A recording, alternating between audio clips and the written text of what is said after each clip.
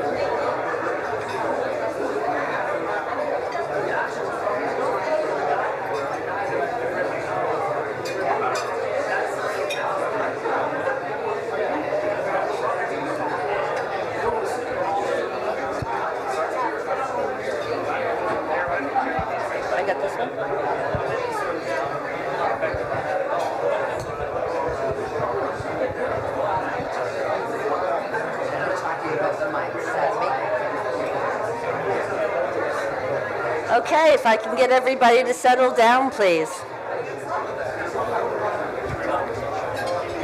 Make sure you take this mic with you as well when you go to sit, okay? Oh, absolutely.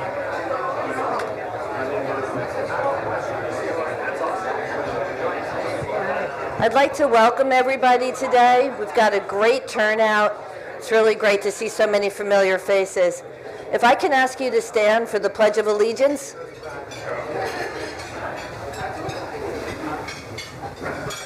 I pledge allegiance to the flag of the United States of America and to the republic for which it stands, one nation, under God, indivisible, with liberty and justice for all. Thank you.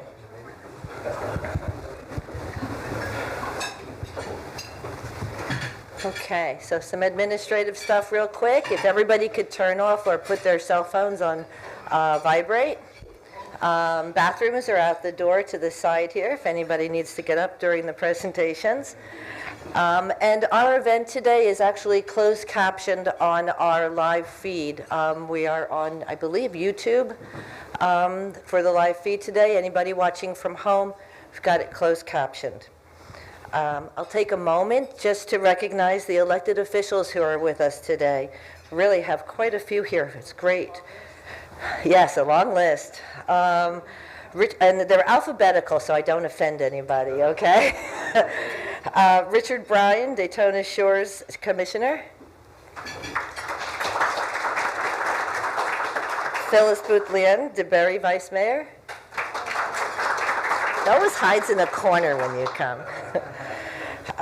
Charlene Gagnier, Florida Senate District Legislative Assistant for Senator Wright. And out of alphabetical order, Senator Wright is with us today, too. He just had to run out to take a call. So, William O'Connor, Orange City Vice Mayor. Don Burnett, Port Orange Mayor. Barry Cotton, Office of Senator Rick Scott.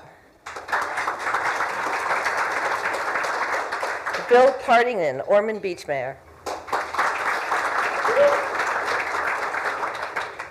Danny Robbins, Volusia County Vice Chair. Matt Reinhardt, Volusia County Councilman. Jake Johansson, Volusia County Councilman.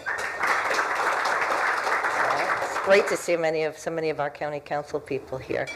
And then I'm going to get in trouble for this, but Suzanne Conchin, the Deputy County Manager, is here. And I must have, there she is. And Cyrus Callum, Director of Aviation and Economic Resources. Okay. There's no way you start a meeting and you don't mention your bosses, right? Whether they tell you not to or not. So we have a great event today, a great presentation coming up. I'm going to first thank UCF for sponsoring today's event. we changed the layup of the Q meetings, as you all know, so that now they always have sponsors, and your breakfasts are covered by the sponsors rather than the county covering them. So it's really nice, and we get to celebrate some of those entities that are strong within our community and give back. If I could ask Carol Ann to come up, Carol Ann Dykes-Logue. She serves as the co-director of the UCF Innovation Districts and the 8-site incubation program. You gotta let me read a little bit, okay? Yes, just because we have to let them know. 4 incubators are located in the 3 UCF Innovation Districts anchored around UCF campuses, focusing on early-stage companies in specific clusters of technology and industry that are key drivers of Central Florida's economy. 4 others are located in other parts of the MSA, serving a wide range of the fast-growing companies in our area. And it's so great that UCF decided to sponsor for us today, because innovation and the culture is what we're going to be talking about with the panel. So with that, Carol Ann. Thank you so much, Helga. And thanks to you, Cyrus, and those of you on the Volusia County Commission for your continued support for our incubation activity here.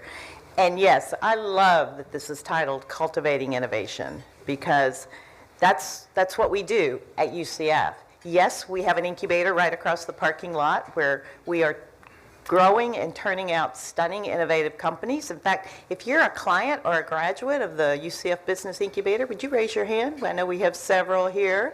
Yes.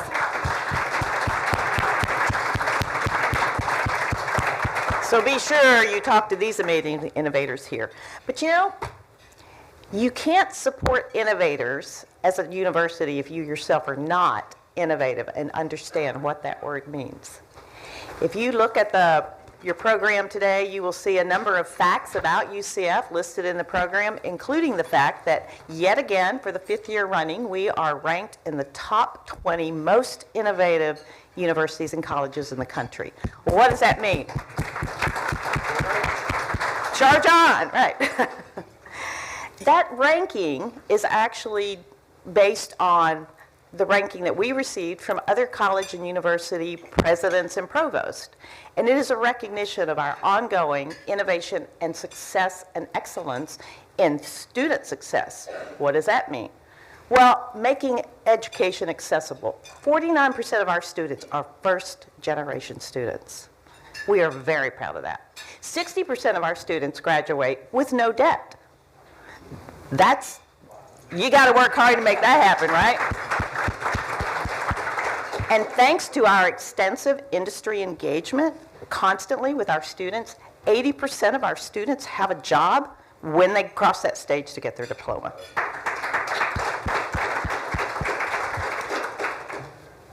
Excellence in innovation and research. We are ranked in the top 60 universities in the world in terms of the intellectual property that we turn out, spin out companies, and tech transfer, and recognized internationally in key areas of research and innovation. National excellence. You see just a few rankings in here of our programs that are ranked nationally in terms of certain degree programs, online access, bachelor degrees. The list goes on and on and on and on. Local impact, though. You should be asking, well, what does that mean for me, right? Right here in Volusia County, in Daytona Beach. That means that we are contributing to the economic diversity and innovation and excellence of this economy every day by supporting the innovators that come through the incubator program, the impact we have on entrepreneurs in the community and across the county.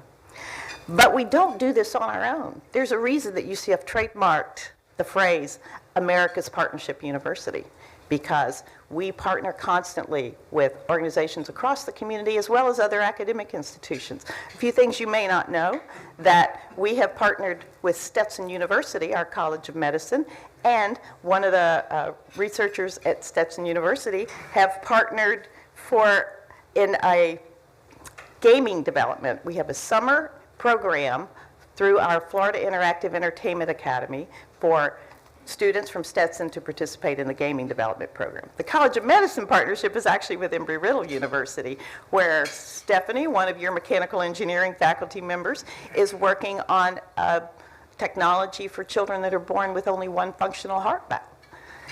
We also have partnered with Embry-Riddle's unmanned Aeronautical systems for coastal scanning and coastal research. So we are all in here in Volusia County. Dr. Lauren Miller here, who is with our Regional Campuses program. And her area of responsibility includes our regional campus here at Daytona State College. We have Don Haynes here from Starter Studio in Orlando, partners with us, as well as Embry-Riddle in Incubator. I have Rob Panapinto here, is my co-director in the incubation program. Fred Kittinger, who is Associate Vice President of Government Relations. So glad to have all of you here. Thank you, and look forward to what you'll hear from Connie this morning about our incubation program. Thank you. Thank you. And it's so great that there's so many of you here today. So hopefully you'll make yourselves available at the end so that perhaps if anybody has any questions about what's going on, they can tag you. So thank you. Okay. Now it's my turn to give you an overview of the economy and where we are in the county. If you'll bear with me a second. I know this is supposed to be the quarterly update, but it's still February, so I'm close to the beginning of the year. I wanted to take this opportunity just to give a quick overview from a year-over-year standpoint. And you all have your quarterly books. It's not in the quarterly book. The weeds of the information I'm going to show you are. But I just wanted to do an overview on where we are. And Volusia County's economy it's strong. Strong as a rock, or the rock. We're in good shape. I know this is a really busy slide, but I just couldn't resist. So bear with my warped sense of humor. If you look, this is year over year. It's based on a fiscal year from October to September, because that's how the county views the budget year. Overall, our unemployment, or employment, is up 5.4%, which is no small shake because our workforce is actually up more than that. The airport passenger traffic, just so that you know, 18.9% increase. That's phenomenal. Tourism receipts, 19.9%. Residential construction's up a steady 2.5%, and we'll go into a little bit of the detail on that as my presentation goes on. The same with commercial construction being at 5.4%. Now the crazy number that most of you probably aren't even going to believe, home sale prices 23.5% increase. Many realtors in the audience today? Can you vouch for me? I'm right? Yeah, those numbers are going up. And then from an employment standpoint, manufacturing is up 8.3% in our county. Leisure hospitality workforce is up 10.9%, and professional services are 8.5%. It's really not a surprise because nationally those three are also up on the national level. So Volusia County is doing really well on that front. And I just thought it was important to take a second. I know we're supposed to be talking quarterly, but I just wanted to take a second to let you know where we were in the grand scheme. So when we talk about Volusia County and our GDP, you can see that we're mostly black. A couple of areas are red. This is comparison from 2019, so that's pre-COVID, to 2021. That's the earliest we were able to get GDP numbers from the state. So, but take a look at transportation and warehouse. 57% increase. And again, it's pre-COVID, so the comparison. So it's really not showing that dip in between. That's why we've had such a big increase overall those couple of years. Professional services within the county, 10%. And these are a couple that I'm going to bring up on a future slide as well. Manufacturing is up 7%. So these are really seeing great returns. And then if you look at information, we're showing a 12% drop in information. But again, information is not IT. People tend to get that confused. They think it's technology. Information has to do with newspapers, radio, because social media has taken such a strong hold in how we communicate with each other today, that falls under professional services, and professional services actually has gone up.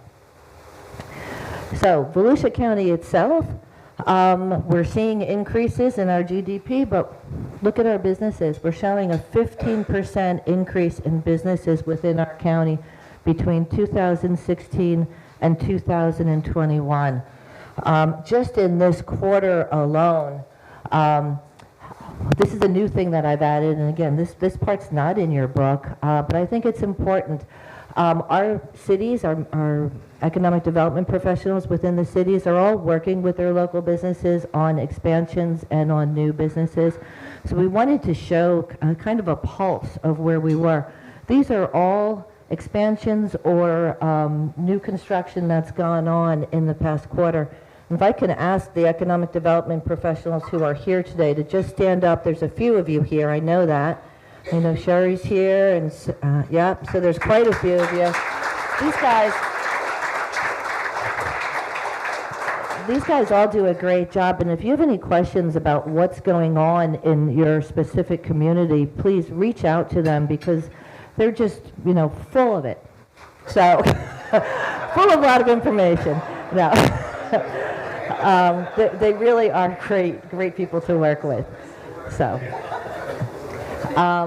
and because we've had so many businesses in our county, we've also, the state is growing tremendously. I don't know if many of you saw this in the paper or heard it on the news, but just within the past couple of weeks, as far as workforce, people at work within the state has exceeded New York's. It's a major milestone. So we are definitely on the rise. And if we want to talk about where we've seen workforce change in our MSA over the past quarter, and our MSA, includes Flagler County, just so that you're aware, it's not just Volusia County. Let's take a minute and look at those same numbers that we had talked about: professional services, manufacturing, hospitality, and information. Professional services has gone up 4% just in the last quarter. It's a nice, healthy number, right? Manufacturing, the past quarters increased 5%. Hospitality, again, 5%. And information has gone down 5%. So we're seeing that trend that we were talking about continue on the quarterly basis as well. We're seeing nice, steady growth, good number of new jobs being created. Total workforce in these particular industries is 8,500. But if we look, and you're all familiar with this slide now, right? If we look at the labor force and employment, we are right now at some of the highest numbers we've ever been with workforce in our county. Even with that, we are at some of the lowest numbers of unemployment. We are essentially at full employment at 2.5%. That little yellow space there, those are the people that are currently listed as unemployed. We do believe that there are some that are unseen that aren't being shown on here, so there's more out there. But that's the workforce that we're working with. Workforce, no surprise, when we did our survey to the local businesses, workforce was actually the number one concern, number one consideration going forward for our businesses. And through Volusia Business Resources, which is a partnership with our office and all of the economic development professionals in this county, we're working to try to find some creative ways to help our businesses with that. But the construction industry is also working to help our businesses with that. When you look at residential construction, the permits are listed here. Going on year over year, you can see there's an increase. 22, we're not even halfway through the year yet. You can see where the number lies. But what's really interesting about this, the permit count is actually less than what we had back during the big push back early 2000, but the permit value is higher. The green line shows you the total permit value of those, and that's a huge gap between the two. It shows you that the value of real estate, that 25% that I mentioned earlier, really is having an impact, which of course affects our cost of living and the salaries that are being offered by many of our businesses. We want to talk about commercial construction. Commercial permits are on the rise as well. 2022, we had first quarter, so this chart is confusing to some, so just, we are going to change it in the future, but the height of the bar is actually showing you the value of the permits. The number of permits are listed in the chart simply as a number. You're not seeing a reflection of it in the chart itself, okay, as far as the graph goes. But the numbers are right there with previous years. Again, steady growth. The first quarter, that's probably Amazon that you're looking at there as far as the permits go. And then this actually is a new feature that we've put in the QBook. And if anybody has any comments or feedback on it, I'd really love to hear from you, because I love infographics and I love concise information. This shows you the value of the commercial construction that's gone on in the past quarter, but it breaks it down by industry. And these are the ones that we felt were probably of most interest to people. Warehouse, business, residential, and that warehousing, business, residential is multifamily. 3.9 million, oh no, that doesn't include multifamily, 3.9 million. Healthcare, $23 million of investment. Leisure hospitality, 11.7 million. Retail, 14.5. Multifamily, 54. Municipal, 16. These are really great numbers. So we're really showing well in how the county is moving. We've got great diversity coming in. We've got diversity of jobs coming in. And it's important that we keep that balance within the community. Okay, so part of the way we keep balance in the community, that was a nice easy transition, is by making sure we have innovation and we have new businesses. And the way we do this is by providing an atmosphere and the resources to help those people within the community. I don't know about you, but I have had a million ideas on what would be a great business product. Anybody else? You can see I'm still here, so I'm not taking advantage of that. But it's so much fun letting everybody else take the risk and enjoying their success, right? But by having the resources here, those people who have that little extra push to get themselves going, we've got the talent to help them along. These are some of the most creative and innovative people I've ever met. You'll see we have posters outside when you were getting your tea and your coffee this morning, because we want to showcase them. And the people who are here to talk to us about culture and fostering an innovation culture here in our community are the ones who help these businesses to succeed. So with that, I'm going to introduce our panel today. First on the list is Stephanie Miller, Dr. Stephanie Miller. Dr. Miller joined Embry-Riddle Aeronautical University in 2013 to establish the university's first technology transfer office, enabling university research results to become real-world products. Dr. Miller manages operations at the research park, including the Microplex Technology Business Incubator. Since 2017, the research park has helped 25 companies raise over $98 million to create over 160 high-wage jobs and employ 210 student interns. It's just phenomenal. Actually, we're at 101 million now. I just did new stats. It's not what I have. That's phenomenal news. That's just fantastic, and we're so happy to have you with us today. Next on the list is Lou Parris. I'm going in order of the pictures, so Connie, don't get mad at me, okay? Lou is a highly accomplished entrepreneur and academic. He previously served as the director of the Prince Entrepreneurship Program at Stetson University. He has a wealth of experience in entrepreneurship, providing training to residents of Volusia and Flagler counties through Startup Quest. He founded successful business such as Mamuto LLC, Hotel English Online, and mevoy.com. Lou has achieved great success in his ventures, securing funding and launching new products. Welcome, Lou. Thank you. Okay. If you guys haven't noticed, I'm reading from a script here because my staff doesn't trust me to talk about these people as friends because I'll give out embarrassing information. So just to keep it safe, Connie is actually also, Connie Garzon is with us. We get to work with her on a daily basis. She's a startup ecosystem builder. Her expertise has helped hundreds of entrepreneurs raise millions of dollars to grow. Connie has a tagline saying, I think it's, I make millionaires, right? She's won several awards, including a statewide award, the Education Partner of the Year by CareerSource Florida, and Best Business Consultant 2009 for Central Florida by the Florida Small Business Center. Also an innovator, she's the founder of Volusia Tech Hub and has written several healthy living ebooks, which I didn't know, so I have to look those up. So, welcome, Connie. Thank you.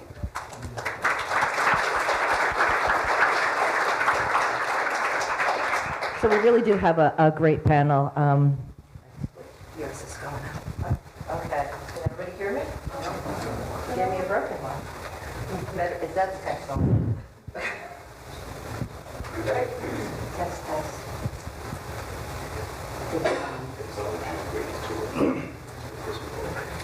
Okay, back to the original. So I'll just talk really loud, okay? So let's just dive right in, because I'm excited to hear what you all have to say. And we do have some pre-prepared questions, but if anybody has questions during the course of this to elaborate on what we're doing, we'll try to let you get in some questions as well. First question, let's define innovation. Who wants to start? Okay. Well, innovation is the creation of something new. And many people think it's just creation of technology, but actually it's the creation of a new business model, a new way of sales, is the creation of something new. So don't confuse technology and innovation. Is just something that will change what you're currently doing. I'll emphasize the doing something new. I know there's quite a few people from the city. For example, expediting or making processes for permits faster. That's innovation. It doesn't include technology. It's just rethinking a process to make it better. That's just one single example. And I do think a lot of people get hung up. They get caught up in technology. They think innovation is this tech thing. It really isn't. A book is a very old piece of innovation, but one has persisted throughout the years. So there's plenty of examples of things that are you would not perceive as innovation, but they are. Everything that is done differently in a new way is innovation. I think they kind of covered it. Yeah, I have to agree. You can only say it's in so many ways. But it's interesting because people think in order to be innovative and to support a culture of innovation, you have to actually sell your innovation as well. And again, it's not necessarily a product, it's a mindset. And by having that thought process embedded in you, it just makes life more interesting, number one, because you never know what you're going to come up with.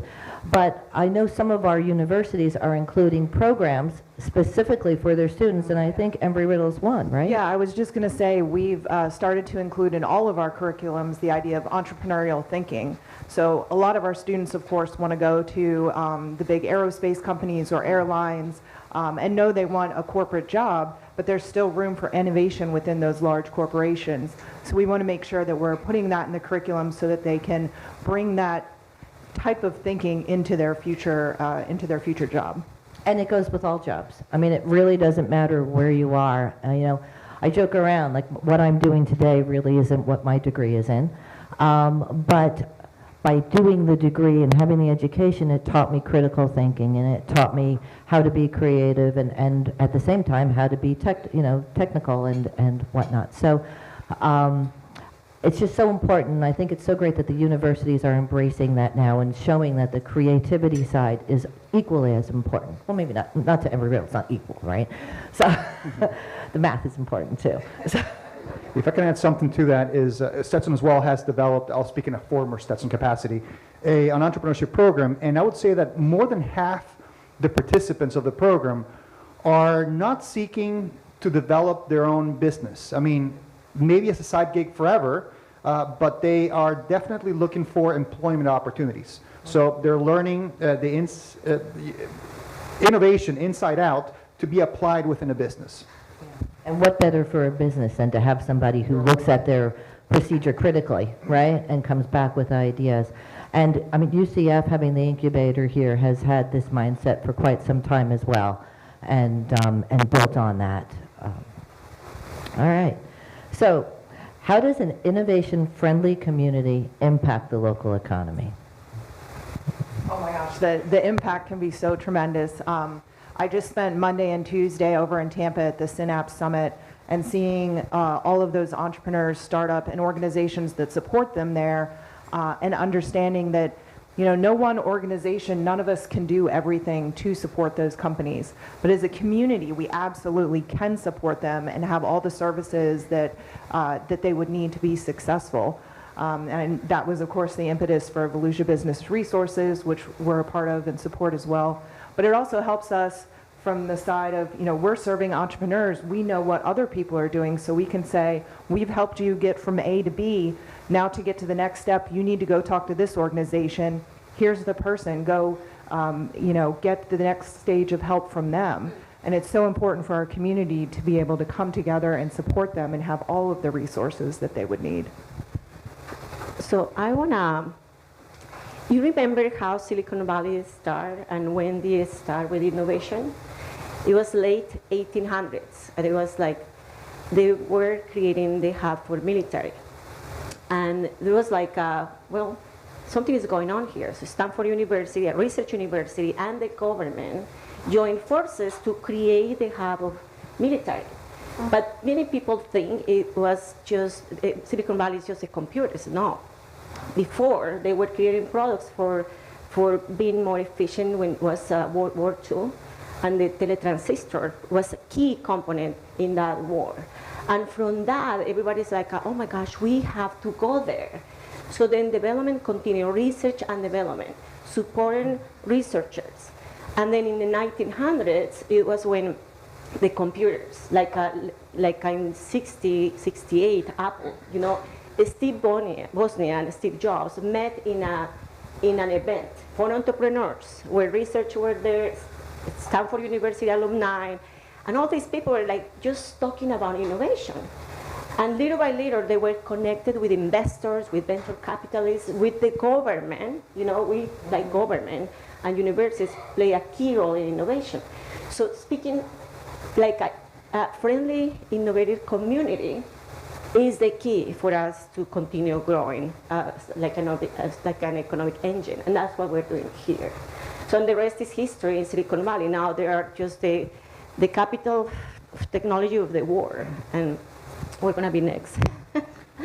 So. I'll tackle that question a slightly different way. If I were to poll this audience right now and asked you if you have ever thought of an idea, whether it's an invention or a book or a painting, all hands would go up. Imagine, and I've asked this question like to at least 2,000 people, and how many of you have acted upon it? It's usually a smaller number. Imagine for a moment that all of you acted upon your ideas, whether it was a book, a painting, or whatever gadget you invented, and you actually made this happen. Would our economy be better? Yes, it would. So it's a matter of degree. It's not flipping a switch. It's really all of us acting upon our ideas and empowering other people to do so. And truth be told, entrepreneurs, you have to be resilient. You know, when I did my things, I didn't have any support from, you know, outside parties. I kind of went at it myself, and I tried to connect myself here and there. And to the extent that there are organizations that actually help with the process, oh my God, that's a blessing. So we should be steering more people in that direction. You know someone who wants to write a book? Steer them to someone who can help them do so. Yeah, that's really, really good information. And, you know, I can tell you from the county standpoint, when we did the survey of local businesses and entrepreneurs, one of the responses we got, we had the top 3 issues. One was workforce, like I said earlier. One was finance, being able to find the money to finance their products because they didn't have the track record necessarily. And there are resources for that. And the other was finding the resources that they needed. And we know for a fact we have got resources in this county, and that's what was the impetus for Volusia Business Resources. You know, shameless plug here, VolusiaBusinessResources.com. If you haven't gone to it, you have to. We bring, it's a location where you can see all of the resources that are within our county. Which brings me to the next question. Are we innovative? Are we innovative enough? Is there more we can do or should be doing? So I want to start with that. And I want to say thank you to the County Council and Economic Development for partnering with us to start the first incubator in this area. So that's an example of innovation. So they met in 2010, like how can we bring innovation? So they decide to bring an incubator, and they decide to partner with UCF, and then Stetson University and Embry-Riddle. So this collaboration between government and education help us to help the entrepreneurs and students and the business community to continue kind of changing what we have going on right now. So thank you. I'll say I think we do have a lot, but we have a lot more that we could bring in. It blows my mind. I've now been here 10 years, and the change from when I first moved to Daytona versus where we're at today is absolutely phenomenal. But there's still so much more room to grow as well. So I think the support that's available in the organizations across the county for entrepreneurs is very robust, but there's always room for improvement, more programs that can be put in place, more funding mechanisms to address those different challenges, and of course workforce as well. I'll add one more thing, and I hope my colleagues agree with this. And having seen how the higher education ecosystem works and the rest of the community works, I've seen sort of two different groups in terms of innovation. At a university level, you'll tend to see more technical things, you know, Embry-Riddle, highly technical, Stetson maybe a step below in terms of complexity of the idea from an engineering standpoint. If you go to the community, it's even a step down, but still innovative. So I think there's two crowds that we can help. A crowd that is out there that wants to do the next, nonprofit, or like I said before, the next artistic flair, paintings. Those people have to be helped just the same way that a student developing a new type of drone should be helped. I think there's two crowds that we have in the county. So I'm going to add to that, actually, for the business community, what we can do as educators is to create programs for them to be more innovative. Like, example, Corinne. Corinne, it was when you started was in 2014, right, or 13. So she was like an amazing florist, very recognized in the florist industry. And then I remember we met at the yoga place. So, hey, Connie.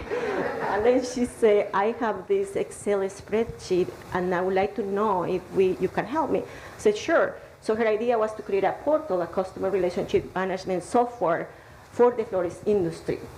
And then I said, of course we can.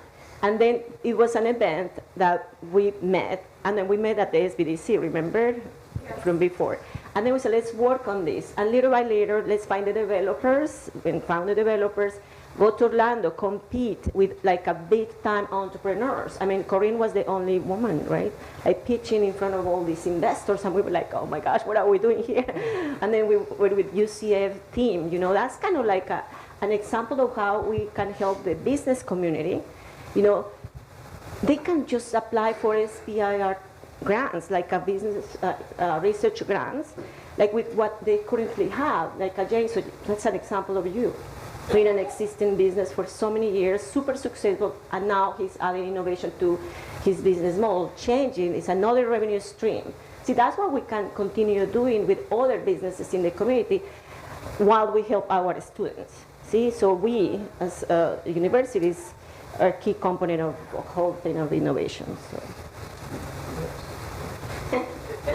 No, that's great. That's great. And it's true. You never know where your next lead's going to come from. I don't know if you said yoga or yogurt, but either way, I recommend both. No, we were in a yoga class. We was in a yoga class. It was like an odd one. Yeah. And fortunately for us, you are so extroverted that you find these things. It's amazing. And it was like the aerial yoga. We were in there, we were like doing this. And Corinne is looking at me. Oh, lovely. Okay. Yeah. So, which was another entrepreneur who came up with that, I'm sure, right? And there are some really great programs. I know, Stephanie, you guys have a program going on right now, right? Or has it closed?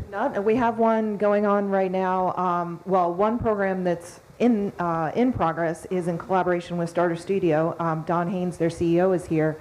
And we have 4 student teams that are going through that program to really do a process called customer discovery. So it's really saying, do I have a solution that addresses a problem? And importantly, are people willing to pay for it? You know, you don't want to have a $100 solution to a $1 problem. They're going through that right now, and it's in preparation for an upcoming student pitch competition that we have every year called Launch Your Venture.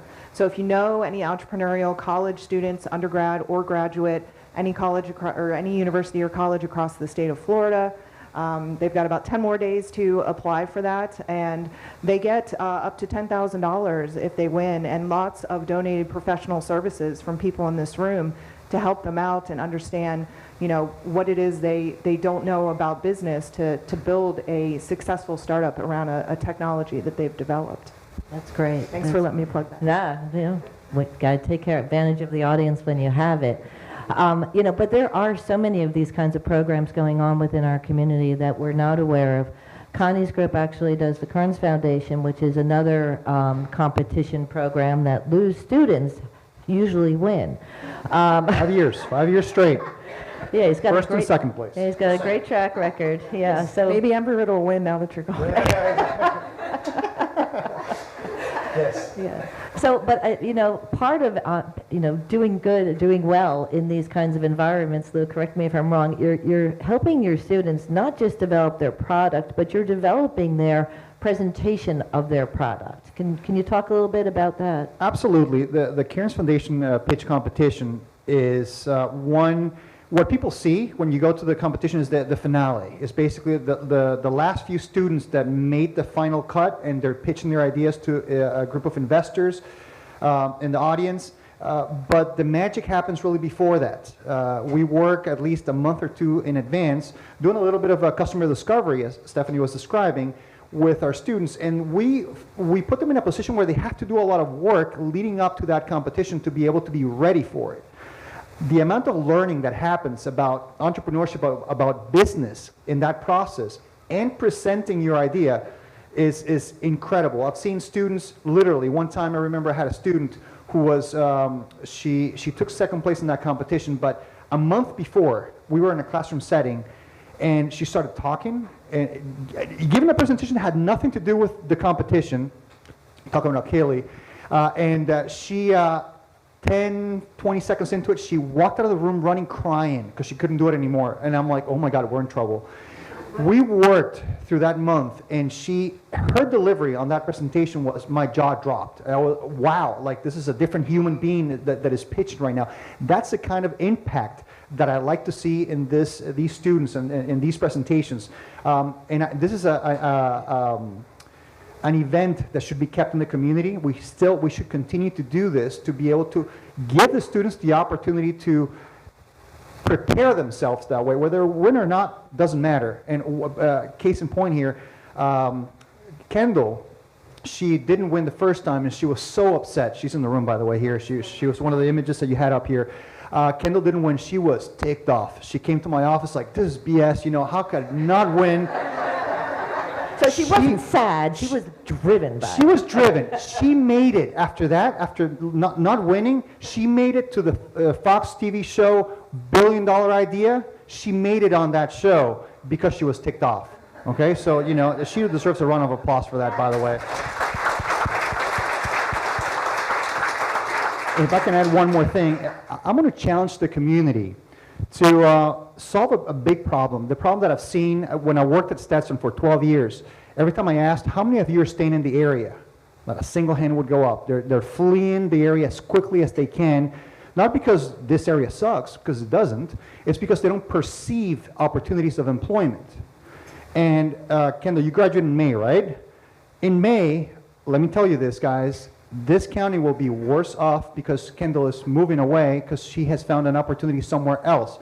I challenge you to retain her and people like her in the community, because if she can make it to the $1 billion Idea and we're able to keep her here, imagine how much better off we would be.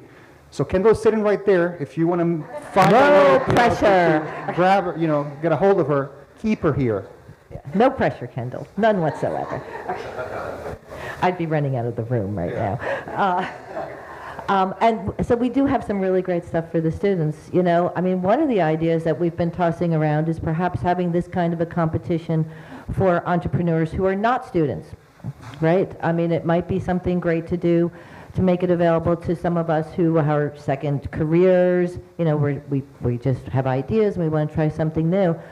But if the competition isn't there, what you have to realize is the education component of it still is. Connie's office does some great programs. You have the Wow Fridays, right, where you help businesses, and then we were able to connect you with a bank so that at the end of your program, they came out of this program with a business plan and a mindset of how to make it work, and then the bankers were sitting there ready to talk to them about financing. You want to talk a minute about that? Sure. The Wow Fridays is a new initiative that we launched in the January 2023, and it's all about opening the incubator doors to help the business community, especially because we see that the technology world is moving super fast, right? And our businesses don't have time to know what's going on in the industry. So what we're doing is like, come on guys, we're going to teach you everything about technology, everything about how you can add another revenue stream, like teaching them the Web3, how you hear about the Web3. You don't know it, right? That's what's going on now in the world, the Internet of Things, artificial intelligence. Dominic is here. He just went to France and teach something about this. Dominic is in Port Orange. You live in Port Orange, right? I mean, he's like genius, and then he's kind of changing what's going on in the artificial intelligence world. So that's the Wow Fridays. We have another person who's going to be teaching everything about the Web3, the blockchain, and everything that's happening in the cryptocurrency. It's super difficult. So the other thing that we're doing during the Fridays at the Incubator is teaching people how to pitch to investors. That's going to be our next bootcamp, how to pitch to investors, how to pitch to bankers. And these programs are free. Thank you to you. Thank you. Because the Incubator, the UCF Incubator program here in this area is funded 100% from Volusia County. They provide the building, amazing building, 11 square footage building. We have 21 offices. You're welcome to visit anytime. And yes, and besides the Wow Fridays, we offer the incubation program, the soft landing program. Is a program for international companies or out-of-state companies or out-of-the-county companies that want to relocate here in Volusia County. We have great success. One client is TechFit, a company from Colombia, and then they have a manufacturing operations at the Micaplex, and then they were one of our clients. Now we graduate them. And they're like, they have invested in the community like $4 million, something like that. And Well, I was going to say that's a great example of how we work together to help the businesses, because we had room for a manufacturing facility. Being an international company, the soft landing program was completely appropriate for them as well. So they work with both of our incubators and are getting the benefit from the different services that we offer. And I think they originally came in as a lead from the Daytona Regional Chamber. And so we interact with so many different economic development groups and other types of business services to bring those companies in, those innovative companies, and hopefully they're hiring some of our students as they graduate, so they'll stay here. And actually that company went to 3 different clusters. They went first to California, then they went to Indianapolis, and then they went to Boston. And they visit here because the CEO likes the race car. He's a race car driver. And then when I was there, and they're Colombians, and I said, hola, ¿cómo están? He's like, oh my gosh. So bilingual, so it was like we closed the deal. But I mean, one of the things they say, the reason why they picked this place, it was because we are so friendly to all the visitors, and we welcome them. When they went to California, they were like, like, what? Who are you? So kind of they didn't feel that warm and friendly environment that we have here, we have to continue. And that's thanks to everything that you do here, connect all the entities that help entrepreneurs and business owners, the universities, we're friends, and yeah, so right. I can be No, talking that's for great. That's long great. time. Well, for those businesses and all of those businesses in the room, so we can show them how friendly we actually are. Let's say there's somebody in here who has an idea. I'm sure there's at least one. How do they start? Where do they go? What do they do? VolusiaBusinessResources.com is where they start. Oh, that was nice. I got you on that one. Don't worry. Wow. I love it. No, but in all seriousness, it does have a great way of filtering down to what your needs are and giving you a place to start. And if you reach out to an organization and turns out it's not the right place to start, we all know each other. We'll say, go talk to Connie. This, we're not quite the right ones, but maybe they can, or this one. And so it's something that's going to help all of our entrepreneurs in the county. The ecosystem definitely exists. The resources are there, and it's up to us as a community to be able to deploy, to send them in the right direction. I talked in the past about deploying a little army of people like us who understand what the resources are and sending, because you can't control the entry point of an entrepreneur into the ecosystem. They'll access it whichever way they access it first, and you can't control it. We can't control it. But we can't control having someone there at all those typical points like city offices or banks, and having someone at least well-versed in the topic, sending them to for example, our resources website. Yeah, I think the more we know about what other entities do, the better we serve our entrepreneurs. Like I know what Stephanie does, I know what Lou does, I know what the practitioners do, I know what Bob Loblo at the bank, he's like looking at me. So we know where to refer them. I mean, we never leave anybody behind. It's like if I cannot help them, then I send it to the SBDC, to a SCORE or here.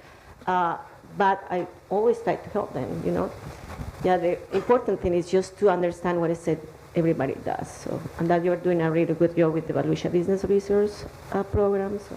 Well, the Volusia Business Resources is actually all of us, right? I mean, there's no one person who's doing really much more than anybody else. The key to it, because I am going to do a plug for it, because I do believe that it makes a huge difference for our community. We started up the Volusia Business Resources last year, and you all have a pamphlet, I think, at your table, right? One of my staffers has to shake their head yes at me. In addition to the queue, we do put shameless plugs on there. There should be a pamphlet for the Volusia Business Resources, and if you open it, it tells you who is a member of that. If it's not there, I'm going to make them get them. It's not there. So on your way out, we're going to get you and give you more papers to take back with you. And it'll show you the list of the economic development practitioners that are involved. And the website is important because it gives you direction, but more importantly, we call it VBR. So VBR is a mindset for me. It is an opportunity for all of our practitioners to come together, and we sit and we go over statistics and what we're seeing as gaps and what each of us are experiencing, and we come up with creative ways to try to find solutions. A lot of the people, I think there's probably one person at almost every table that comes to these things, and we learn about each other, right? We learn about each other. We show our warts. We show where we feel we're falling short, and we want to take advantage of somebody else's ability, like Stephanie was saying, so that we know where to send the business, so that we are providing best services, not necessarily from our office, but from the incubator or from the chamber. We make sure we connect them with the right people, and that matters. So with that, I'm going to let you all have a closing statement, and then we'll open it up to see if there's any questions. Well, my closing statement is thank you once again for your support, and thank you to my boss, Caroline and Rob, UCF, for teaching me everything I know to bring those concepts here to the area. And I want to thank the clients. Corinne, you've been doing amazing. How many jobs have you created so far? We have 13 right now. 13 right now. Wow, in Ormond. And then I have Chandra and Sanjay, graduate from Embry-Riddle, like in 2016. Started just with an idea. They told me, I don't want to go to work for anybody. We want to start a company. And now, how many employees do you have? 40. And their clients are? We have like Bombardier Aerospace, Boeing, CFM, Spirit Aerosystems, and Embry-Riddle, Yes, and they are doing everything. All the research is happening at the incubator in our little maker lab that we create, like we needed, So, and who else? I have Dominic is here, and I don't see any other guys. Thank you so much for everything. And look, Luis graduated from the incubator too. I am, yeah. I learned so much from that. And that was one that was not successful, and that first one. But I learned everything that I needed to be successful in all the other ones afterwards. I'll rephrase what I said before. I'm going to challenge us as a community to retain the talent that we're cranking out at the local universities. They're going to other opportunities, and there are opportunities here. We just have to make them aware of it. And this doesn't happen with a job fair. Job fairs are what they are, okay? We need to do more. As a business community, we need to engage those students at a deeper level. One example that I'll throw out there, I lived in London for a little bit, and I considered attending the London Business School. The London Business School, by the way, like second top MBA program in the world. I was surprised. I was invited on a Friday night to go to the school to meet some of the other students or prospect students, and I saw this vibrant space. Okay, a lot of students there, and I'm thinking, this is a Friday night. They should be partying somewhere else. They were there, and they were there because there were important businesses attending. All the executives, top executives of J.P. Morgan, were in the room, so the students wanted to be there. And it was not a job fair. They were just mingling. They were talking over cocktails, and they were having conversations to kind of get a feel for each other. We need to do more of that. The business community has to connect with these students, not because you have to, it's because you're going to be better off. There's a lot of intellect. There's a lot of intellectual horsepower there that you want to tap into, that you have to tap into to grow into a bigger thing. So that's my challenge to you guys as a community. Please engage the universities in any possible way. If they tell you, oh yeah, you can post your job here, no, that's not good enough. Don't attend it, or do attend the job fair, but do more. Ask for any other way that you can engage the students beyond the job fair. And I want to extend that challenge even further. Be an ambassador for Volusia County and the resources that we have. Understand what all the different services do, not just those of us represented up here, so that when an innovator, an entrepreneur talks to you, you can say, I know exactly where to send you and help them out and help keep them here and create jobs. So please help us in doing that as a community, as a county, so that we can really, the rising tide lifts all boat things. We can do this together, but it's going to take all of us. And as the very last thing, my dad's watching from Delaware. Hi, Dad. Yay, Delaware. So, it's really great. And after we have these events and after we have these conversations, we always hear wonderful things from the business community about the resources that we have and stuff. But, I'm gonna put us on the chopping block here for a second. If there's something you see that we're not doing right, or if there's something you see, some innovative idea you have on how we can help our business community, call us. Let us know.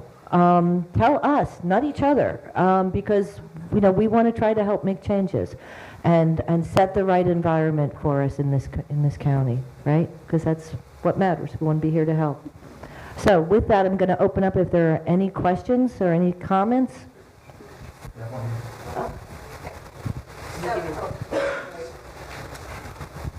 So I don't want to say disagree with you. I'm going to say I think the tide is turning. I just left, I've been 6 months in a very high-tech community. Kendall, you're going to come back. If you're leaving, you are coming back. I just came back this week. Because I will tell you, people are looking for that warm and friendly welcome. The federal government, which is where I was coming from in high-tech, is desperate to keep people there. They were looking, they're like, okay, if you want to stay in Florida, we'll open an office here for you. So I think you may not see it now, but I think the trend is turning.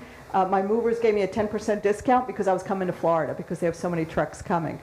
So my question is, AI ML, are you starting to see, I guess it's for you, Dr. Miller, do we have that here? Are folks working on, yeah, because that is the huge trend right now.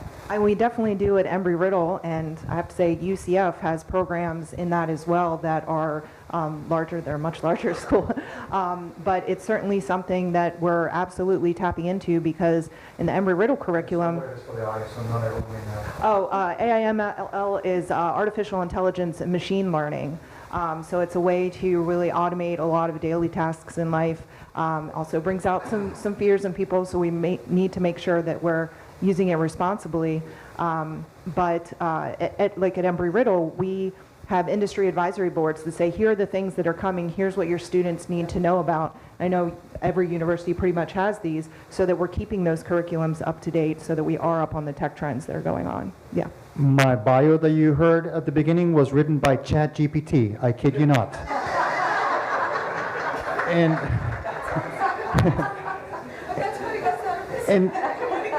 And students are learning how to use it very aggressively. Guess how papers are being produced nowadays? Chegg and ChatGPT are it. So. And good news for this group is we are doing kind of like full-day seminar, everything about IA with Dominic. So, and that's free, open to the public. It's going to be at the Incubator. So that's what we need here, because the technology is moving so fast, and I didn't know what was like what you just mentioned. And I've already signed up for that program. I need to educate myself as well. I've actually been learning with Dominic and other clients, like with Chandra. They make me super smart, you know. Yes, so we're going to open those seminars to the community so everybody will know what is going on in the technology world. Because we have brilliant students here, so thank you. Okay. So we're at 9 o'clock, but if there's one more question, anybody? Any comments? I got a comment. Oh, Basically, I'm a serial entrepreneur, 50 years doing this stuff. And I came from Miami.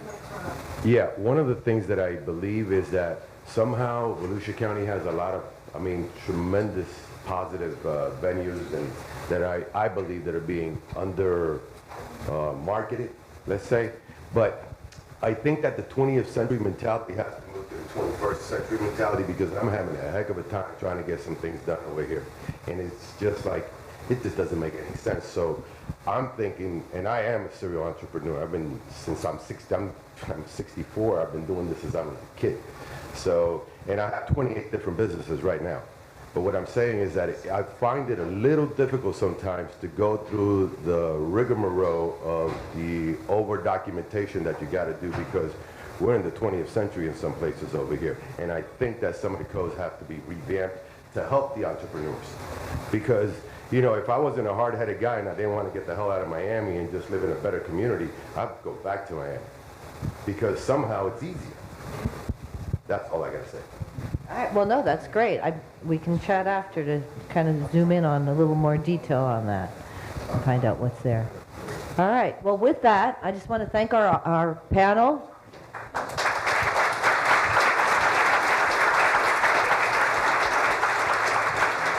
And thank all of you for coming out today. We so love doing the quarterly and having the business community come out and interact with us. So thanks and have a great day.